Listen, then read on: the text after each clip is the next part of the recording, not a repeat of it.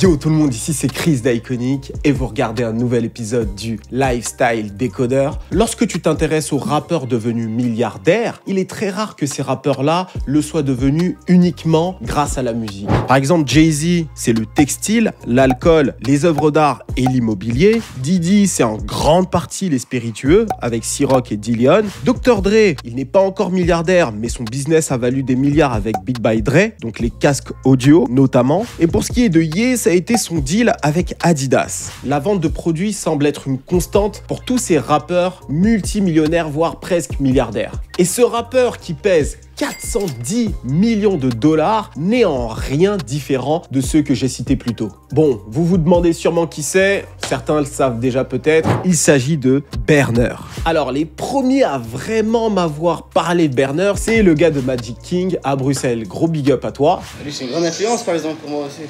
Ah bah obligé. Ouais. Tu vois, ça se trouve, tu m'as donné une idée de LSD là. Mais, franchement c'est dingue, c'est le premier milliardaire dans cannabis. Oh, ok, d'accord. En chiffre d'affaires. C'est mortel. Lorsque j'ai appris qu'il faisait partie de la liste des 5 rappeurs les plus riches, en tout cas que l'on connaît, je me suis dit que c'était l'occasion parfaite pour faire un LSD sur lui. Et justement, vous allez voir que le partenaire de cette vidéo est très en lien avec la thématique globale de la vidéo. Cette vidéo est sponsorisée par Golden CBD. Qu'est-ce que c'est le CBD? C'est une molécule extraite du cannabis sans effet néfaste pour la santé. Donc aucun risque de dépendance. Il y a moins de 0,3% de THC, ce qui la rend tout à fait légal. Sinon, vous me connaissez, bon, j'en parlerai pas, enfin, ce serait débile, quoi. Alors, c'est un moyen idéal pour soigner contre les troubles du sommeil, les douleurs de dos, l'anxiété ou encore les douleurs musculaires. Pour la décrire en 2 mots, c'est de la weed thérapeutique. Alors bien sûr, il y a de quoi fumer, il y a une variété incroyable. Alors les fumeurs vont être satisfaits, mais moi, à titre personnel, je ne fume pas. Et ce que je prends chez Golden CBD, c'est tout ce qu'il y a autour. Et crois-moi, il y a énormément de choix. Il y a des huiles, des tisanes, des bonbons, avec plein de goûts. Ça, c'est vraiment mon péché mignon pour le coup. Donc il y a une variété de produits, de goûts, donc ça vaut vraiment le coup que tu ailles voir le site. Regardez-moi cette variété.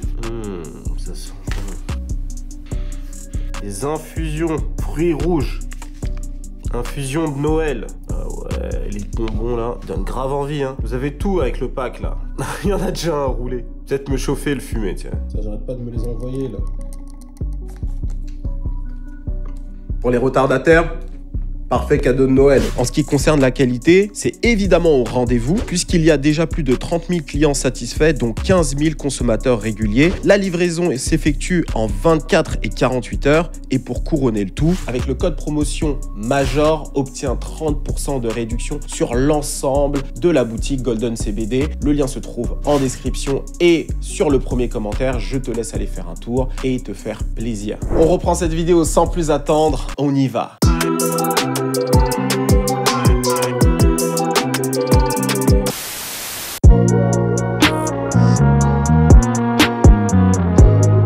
Le 5 novembre 1996, la proposition 215 est adoptée en Californie. Cette loi ouvrira la brèche de toute une industrie qui a été jusqu'alors réprimandée. Alors cette proposition 215, qu'est-ce que c'est exactement? C'est la loi qui a autorisé la consommation mais aussi la culture de cannabis à des fins médicales. Depuis, une vingtaine d'États américains autorisent la consommation de cannabis, au moins pour des pharmacies et dispensaires. Cette loi va être une opportunité pour de nombreux entrepreneurs, dont Berner.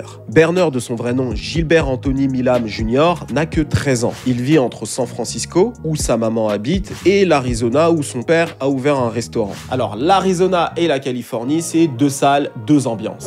D'un côté, tu as San Francisco, la plus progressiste des deux, anciennement l'épicentre du mouvement hippie. La ville de la baie est aujourd'hui connue pour la Silicon Valley, le Golden Bridge, la marque de jeans Levi's, quelques rappeurs du mouvement hi-fi, et pour finir, Lil B the Bass God. Et comme je l'ai dit, la ville est progressiste, et cela notamment en ce qui concerne la consommation de cannabis. Et de l'autre côté, tu as l'Arizona. Avec Phoenix pour capitale, l'État est connu pour ses paysages désertiques, ses cactus, le Grand Canyon. Au niveau des mœurs, l'État est beaucoup plus conservateur au niveau des valeurs et des règles, mais ça ne les empêche pas d'être gangrénés par le trafic de drogue. En effet, les cartels sont extrêmement puissants dans cette zone des États-Unis. D'ailleurs, Phoenix est devenue la capitale du kidnapping aux US. business. C'est une pratique qui est bien connue d'ailleurs de la part des cartels. Donc là, on est dans une ambiance très Heisenberg, bien Gustavo. Hein. D'ailleurs, récemment, j'ai regardé une vidéo sur YouTube qui parlait de la méthamphétamine rouge. Je crois que c'est le cartel d'ailleurs de Sinaloa. Donc c'est un nouveau branding pour eux. C'est un nouveau produit qu'ils ont brandé différemment. Donc clairement, ils utilisent des stratégies marketing comme n'importe qui. D'ailleurs, en parlant de la meth, quelques mois après que Berner soit arrivé dans l'Arizona, il en a consommé sans faire exprès. A bitch put a pinky nail out and had me hit crystal meth in class in 7th grade. In class. Et dès ses 13 ans, Berner lui-même d'ailleurs a commencé à vendre de la dope, notamment de l'acide, donc il a commencé assez tôt. Et justement, ce qui est intéressant, comme je l'ai dit, c'est que la weed dans l'Arizona est vue comme quelque chose de vraiment mauvais, de néfaste, contrairement à San Francisco quand il retournait voir sa mère. Donc il voyait vraiment cette grosse différence. Et lui, justement, a toujours été fasciné par la culture autour du cannabis. Lorsqu'il est rentré à San Francisco, il voyait tous ces dispensaires, ces cannabis clubs avec des gens qui sortaient de là plutôt heureux, avec leurs petits sachets, etc. Et il se disait, tiens, j'ai envie d'en faire partie. J'ai envie de travailler un jour dans ce milieu-là. Et donc, du coup, il a commencé de façon assez précoce. Bon, tu me diras de façon illégale, mais très vite, il a switché vers un business légal. Et ça, à partir de 17 ans. Déjà, il ne fera pas sa dernière année de lycée. Il arrêtera l'école avant. Très mauvaise idée, hein. Je déconseille à mon audience de faire ça, ok? Il ira travailler donc dans un coffee shop et à 18 ans, il obtiendra sa licence qui lui permet de vendre du cannabis légalement. Et c'est ainsi qu'il décide de retourner définitivement à San Francisco pour se lancer dans ce business. Et pour faire carrière dans le rap. Car oui, en parallèle de sa passion pour le cannabis, Berner est rappeur. Ah oui. Alors comment il commence à rapper? Alors comme je te l'ai dit un peu plus tôt, il travaillait en tant que serveur dans un coffee shop et plus bas dans la rue où il travaillait donc à San Francisco, il y avait un autre coffee shop où des freestyles, des battles étaient organisés. Le lieu était devenu tellement populaire que des rappeurs connus en fait du secteur y allait pour justement poser, faire des freestyles, faire des battles, etc.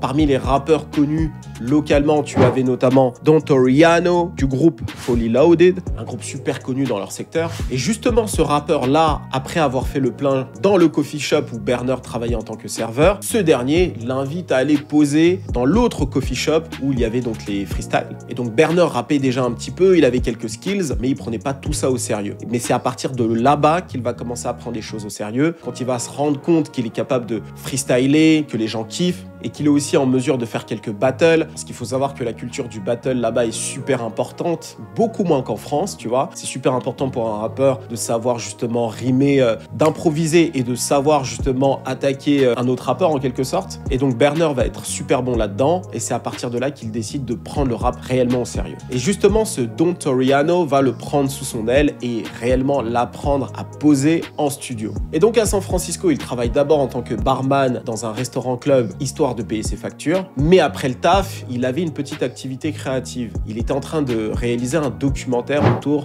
des cannabis clubs et donc il interviewait énormément de stoners, on va dire. Et pour ça, il allait dans un cannabis club grave stylé de San Francisco. Et là-bas, il pouvait y rester, fumer, poser sa caméra, filmer les gens, etc. Et à force d'y aller, tu as l'une des responsables du cannabis club qui décide de lui proposer d'y bosser. Il accepte de travailler là-bas, c'est le kiff pour lui et très vite, il va monter les échelons. Il va passer de bud tender, donc bud tender c'est un peu comme bartender, donc en quelque sorte barman, serveur, à acheteur pour cette boutique. Et c'est là où les choses vont commencer un petit peu à partir en couille. À seulement 19 ans, Berner était en charge de la sélection des produits qui vont être vendus dans le cannabis club. Picture this, you're a young kid, you're obsessed with the bud.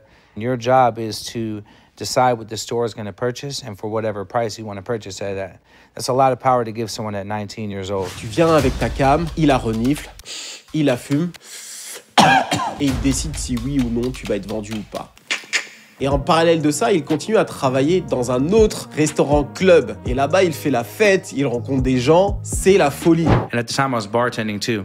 So a lot of people don't know this, but you know, I was bartending, fucking older bitches, living the life, rapping. So Monday through Friday, I'd go bud tend at the dispensary and I'd run that club. And then Friday, Saturday, Sunday night, I'd go bartend. Et donc à partir de là, entre le fait d'être acheteur et le fait de continuer à rapper, les choses vont s'accélérer pour lui. C'est vraiment à partir de 2007 que les choses vont commencer à décoller.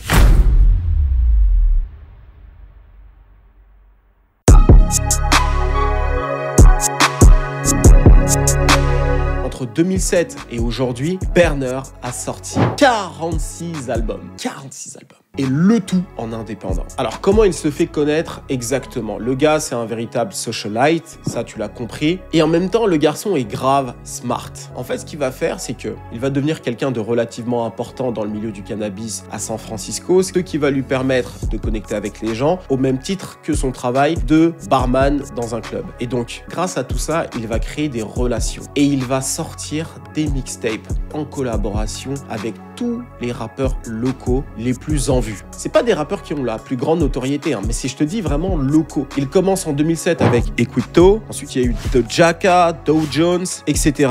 Et il avait compris une chose, s'il est excellent dans ces projets-là, ça allait permettre justement à une partie des fans du rappeur avec lequel il travaille de pouvoir le découvrir. Et s'il était vraiment bon, ils allaient forcément s'intéresser à lui. Et c'est exactement ce qu'il a fait. Alors Berner, ça devait être un facilitateur à San Francisco. Ça devait être l'une des raisons pour lesquelles il a réussi à avoir autant de projets collaboratifs. Mais aussi, il ne faut pas oublier, Don Toriano est aussi dans le paysage. Donc ça a dû beaucoup l'aider. Et donc jusqu'à ce jour, il a sorti 28 projets en commun. Et en 2020, 2015 et 2009, il a sorti jusqu'à 4 projets la même année. C'est énorme. Alors cette liberté de faire des albums collaboratifs, c'est pas quelque chose que tu retrouves dans tous les marchés aux US. Non, c'est vraiment typique de San Francisco. En fait, tout ce secteur de la West Coast, la baie de San Francisco, ils sont connus pour être indépendants. D'ailleurs, Berner dit que c'est les kings de l'indépendance. Tu as des rappeurs comme Too Short, qui est l'un des plus grands artistes de cette partie de la Californie, qui a bâti quasiment ou toute sa carrière sur l'indépendance. Idem pour E40 ou encore JT The Bigger Figure. Et Berner revendique à fond cette filiation. Yeah, I mean, I grew up on JT The Bigger Figure, San Quinn,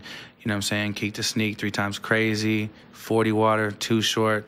I mean, the Bay Area, to me, it showed me the vision of like the independent blueprint. Like that was like the king of independent markets right there. You know what I'm saying? So especially shout out to JT The Bigger Figure. I mean, he was dropping tapes just bah, bah, bah, bah. Donc Berner lui-même va avoir la même stratégie, sortir énormément de projets. Currency, qui est un rappeur stunner avec qui il va justement faire un projet en collaboration, est exactement pareil, mais il vient pas de San Francisco lui. Donc la stratégie, c'est de tabasser de mixtapes ou d'albums dans le cas de Berner, comme ça, bam bam bam, pour continuer à avoir l'attention du public, pas nécessairement faire payer, mais derrière faire des concerts et gagner de l'argent sur du streaming et sur les royalties. Et justement, en parlant de Currency, Berner va connecter avec tous les stoners de l'industrie. Quand je dis stoner, c'est les fumeurs de weed. Donc, parmi eux, il y a Shice Bob, rappeur d'Harlem affilié au Dipset, Smoke Dizzy, un autre rappeur d'Harlem, et bien sûr, Wiz Khalifa. D'année en année, la notoriété de Berner ne fait que de s'accroître, et en 2012, il finit par signer chez Taylor Gang, le label donc de Wiz Khalifa. Alors, être signé chez Taylor Gang lui permet d'avoir un rayonnement international, mais il garde toujours sa liberté en termes de création. Wiz Khalifa clairement lui dit « Fais ce que tu veux, fais ce que tu sens ». Et aujourd'hui, il explique que ses revenus dans la musique lui permettent largement d'en vivre. Mais surtout, la musique est un mégaphone pour son business dans la weed.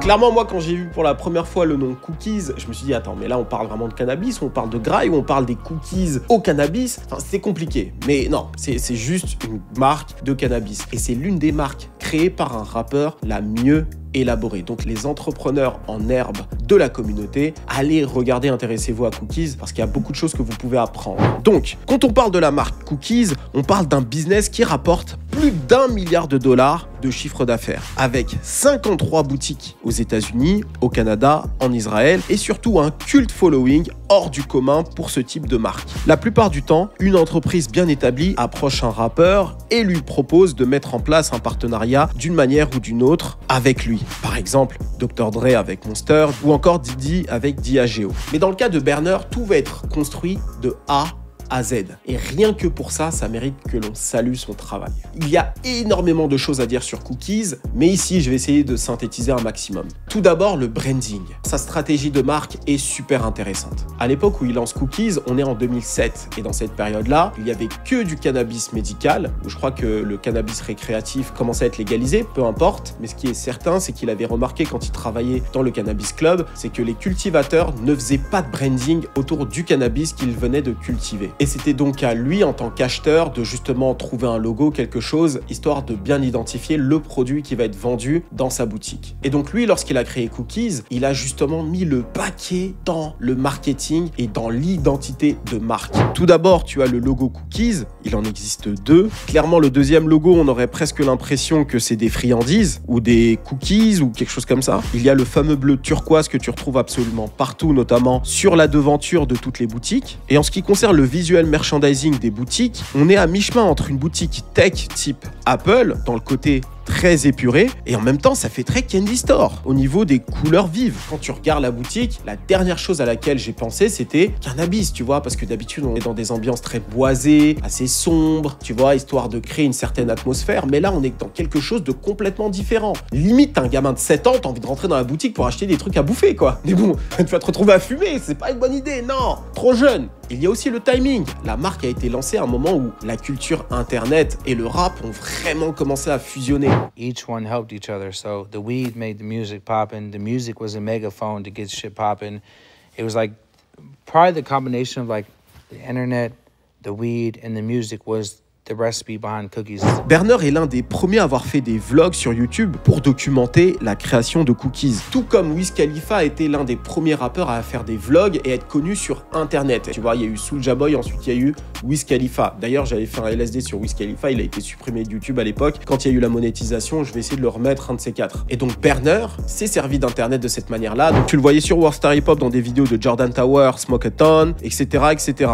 Autre chose importante, la relation avec les rappeurs. Au lieu de venir les voir et de leur dire « Ok, je te donne tant, tu fais la promotion de mon produit dans ton morceau », non, lui, c'était pas du tout ça. Il était en studio avec eux. Comme je te l'ai dit, c'est un véritable socialite. Il leur a donné un bud. Un bud, c'est donc un truc... voilà, bref, t'as compris. Les rappeurs fumaient et tout de suite, ils étaient dans le truc. Ils kiffaient, ils en redemandaient, ils demandaient son contact. Et c'est comme ça qu'il a réussi à bâtir un véritable réseau auprès des rappeurs. Et enfin, le rap, comme je te l'ai dit un peu plus tôt, c'était en quelque sorte le mégaphone de Cookies. Il en parlait naturellement, c'est son lifestyle. Donc les gens ont commencé à le connaître par rapport à ça et ça commençait à se répandre de plus en plus. Et d'ailleurs, son logo Cookies s'est fait connaître grâce à son clip avec Wiz Khalifa et Chris Brown.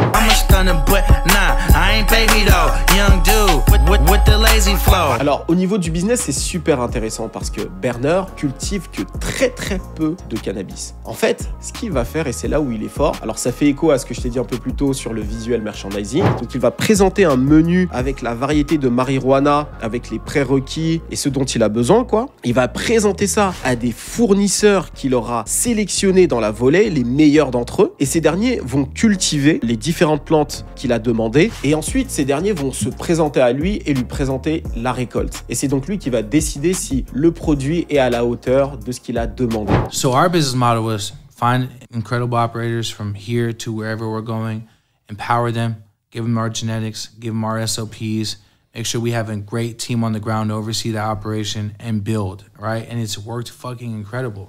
It's almost like a franchise idea, but totally different. Et donc, il y a 3 grands avantages à ce système. Il n'a pas eu besoin de diluer ses parts, parce que je t'explique, s'il avait dû lui-même cultiver son cannabis, il aurait fallu qu'il cultive des terres et des terres. Donc, il aurait eu besoin de faire une levée de fonds. Et ce qu'il dit, c'est que sa levée de fonds aurait été à 100 millions de dollars. Donc, 100 millions de dollars qui rentrent dans le capital de son entreprise. Ça voudrait dire que de son côté, il doit diluer ses parts. Donc ça veut dire qu'il perd le contrôle de sa société. Donc en termes de décision et de contrôle, c'est terminé. La deuxième raison, il peut se développer beaucoup plus vite en sélectionnant les meilleurs cultivateurs. Et troisième chose, il peut ouvrir beaucoup plus vite plusieurs boutiques Cookies. Aussi, autre chose importante avec son business, c'est qu'il fait des collaborations comme des marques de streetwear. Par exemple avec Gary Payton qui cartonne. Et en dehors de ça, par exemple, c'est lui qui a aidé Wiz Khalifa à lancer sa propre couche, la fameuse Khalifa couche. D'ailleurs, tu t'en rappelles, Kanye West s'était embrouillé avec Wiz Khalifa à cause de ça. Il avait dit KK, il a cru que c'était Kim Kardashian et donc à partir de là, c'est parti en sucette. He need to smoke some weed. Smoke some KK. Make your day all better. D'ailleurs, hein, grâce à cette embrouille, la Khalifa couche a explosé. Thank you, Mr. West. The KK sales went crazy. I had a great few months after that, man. I love you. Oh, so after that, Khalifa Kush just went bananas. It was always going bananas, but that shit just made it go even more crazy because everyone was like, "It's weed, you crazy bastard," and everyone was going crazy on him. And I just know that the dispensary in Las Vegas went nuts with the KK after that. So, shout out to Kanye. D'ailleurs, il voit Cookies comme une plateforme. 40% des produits vendus chez Cookies sont des produits clairement Cookies, mais 60% sont aussi des produits venant d'autres marques. Donc l'idée, c'est vraiment de devenir la marque numéro 1, mais aussi la marque qui fédère en quelque sorte. Mais tu sais quoi? La weed, c'est pas le business qui lui rapporte le plus. Non, en fait, c'est le textile. Et ouais, le truc, il est très complexe. D'après ce que Berner explique, tu ne peux pas déposer une marque si c'est pour un stupéfiant, entre guillemets. Donc, ce qu'il a fait, c'est qu'il a créé une marque de vêtements, et cette marque de vêtements s'appelle Cookies. Et c'est à travers cette marque de vêtements qu'il commercialise tout le reste. Et pour ce qui est de sa marque de vêtements, elle est très inspirée des marques de streetwear californiens, comme Diamond Supply ou encore The 100. Berner va bâtir sa marque de vêtements avec une stratégie totalement similaire aux deux marques que j'ai citées précédemment, c'est-à-dire avec une ADN californienne forte, donc tout ce qui est sport de glisse et bien sûr cannabis culture. Alors la marque de vêtements a joué un très grand rôle dans le marketing du cannabis Cookies, parce que c'était en quelque sorte des panneaux publicitaires. Et oui, dans la culture du streetwear, il y a toujours des logos, donc forcément ça a fait de la promotion. Donc tout se promotionne en quelque sorte, le rap, le textile, le cannabis, etc. Donc tout revient en quelque sorte au cannabis et tout rapporte de l'argent. C'est magnifique. Et justement, comment cette marque de vêtements a réussi à lui rapporter autant d'argent? Bon, comme tu le sais, n'importe qui aujourd'hui peut faire du streetwear. Tu prends un t-shirt, tu mets un logo, tu crées un site internet, tu le vends. Mais dans son cas, là où il va réussir à se développer très vite, c'est qu'il va pas faire du direct to consumer via un site internet parce qu'il serait sinon limité. Lui, ce qu'il a fait, c'est qu'il s'est associé à un certain Brian Wilson. Brian Wilson, c'est un représentant commercial important pour Diamond Supply, LRG ou encore Stance. Au moment où il collabore avec lui, la marque fait à peu près entre 3 et 4 millions de dollars, donc c'est déjà pas mal. Mais il sent qu'il a un plafond de verre et qu'il a besoin de se développer beaucoup plus. Et il sait que ce gars-là est en mesure de le faire rentrer dans toutes les plus grandes boutiques des États-Unis. Tu vois, l'équivalent de Galeries Lafayette, etc., etc. Donc tout d'un coup, il pourrait être partout et ça pourrait booster ses ventes. Et donc il va s'associer avec lui en lui donnant des parts, en plus d'un gros billet à l'entrée. Et sachant que la marque faisait déjà 4 millions de dollars de chiffre d'affaires, il y avait déjà un très gros potentiel. Donc le gars accepte et à partir de là, la marque se retrouve absolument partout. Quand je dis partout, c'est dans toutes les boutiques de luxe, type Galeries Lafayette aux États-Unis. Et la marque va passer de 4 millions à 58 millions de dollars par an. Et tout à l'heure, je te parlais d'Internet pour la weed, mais ça a été également une véritable chance pour lui sur le textile. Il va créer un sample, donc un produit unique qui n'est pas encore sûr de sortir. Il va le poster sur son compte Instagram. S'il voit que l'audience est très réactive et qu'elle demande le produit, à ce moment-là, il produit. Sinon, il laisse tomber, il passe à autre chose. Très pragmatique. Et aujourd'hui, la marque Cookies a un véritable culte following autour d'elle, donc c'est-à-dire une communauté hyper dédiée qui adore la marque, qui ne jure que par elle. Par exemple, il explique qu'il a fait l'ouverture de sa boutique à Miami et des gens ont campé devant la boutique 4 jours. Pareil pour Las Vegas. Aujourd'hui, Berner a un fort désir d'expansion. Il est déjà en Australie, en Israël, au Canada et potentiellement peut-être l'Europe. Mais quand tu vois toute la législation autour du CBD, etc., tu te rends compte que c'est très compliqué. Moi, à titre personnel, je ne fume pas, comme vous le savez, mais je pense que ça devrait être autorisé et réglementé parce que je pense qu'il y a énormément d'argent et même au niveau de l'État, en termes de taxes et d'impôts, je pense que ça peut être un excellent moyen de gagner de l'argent et de réguler beaucoup de choses. Dans tous les cas, moi, j'aimerais savoir ce que tu en penses. Est-ce que tu penses que c'est une bonne idée de légaliser le business en France? J'ai hâte de te lire dans les commentaires. Sinon, n'oublie pas de liker, de commenter et de partager cette vidéo. Surtout si tu aimes les vidéos un petit peu business, découvertes comme ça. Je tiens à continuer à faire ce genre de choses. Et n'oublie pas Golden CBD. Le lien se trouve dans la description et sur le premier commentaire. C'est le meilleur moyen d'être détendu et pour ma part, ça marche de ouf. Moi, je te dis à très vite. J'essaie de reprendre un rythme normal des vendredis, mais je t'avoue qu'en fin d'année, c'est compliqué. Mais bon, il y a des vidéos qui arrivent là avant la fin de l'année. Donc, reste connecté, active ta cloche, abonne-toi, partage. C'était Chris d'Iconic pour te servir. Cheers!